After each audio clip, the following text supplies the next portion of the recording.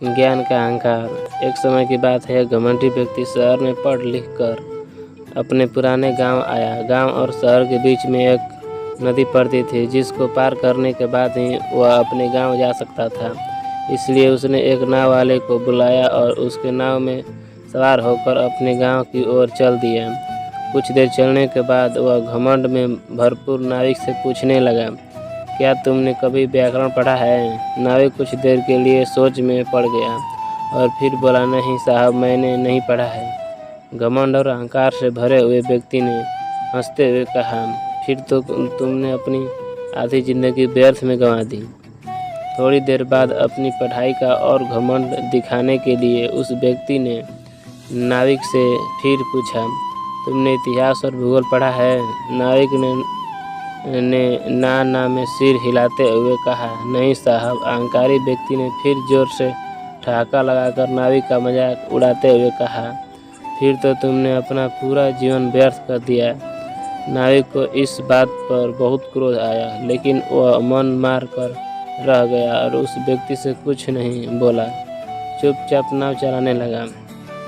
कुछ देर नाव चलाने के बाद अचानक नदी में उफान आ गया और नाव को जोर जोर से हिचकोले खाने लगी।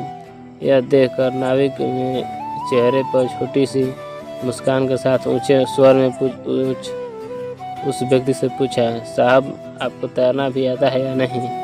व्यक्ति ने कहा, नहीं, मुझे तैरना नहीं आता है। नाविक ने कहा, फिर तो आपको अपने इतिहास, भूगोल और व्याकरण को सहायता के लिए बुलाना पड़ेगा, वरना आपकी सारी उम्र बर्बाद हो जाएगी, क्योंकि यह नाव डूबने लगी वाली है। यह कहकर नाविक नदी में कूद तैरता हुआ किनारे की ओर चल गया। इस कहानी से हमें क्या शिक्षा मिलती है? इस कहानी से हमें शिक्षा मिलती है कि कभी भी अपने ज्ञान पर व्यर्थ का अहंकार प्रदर्शित नहीं करना चाहिए और किसी को अपने ज्ञान के बल पर नीचा नहीं दिखाना चाहिए।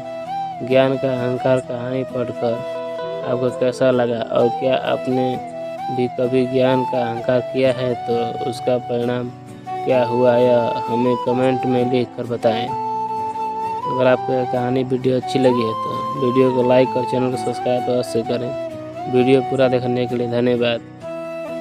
मिलते हैं अगली कहानी में।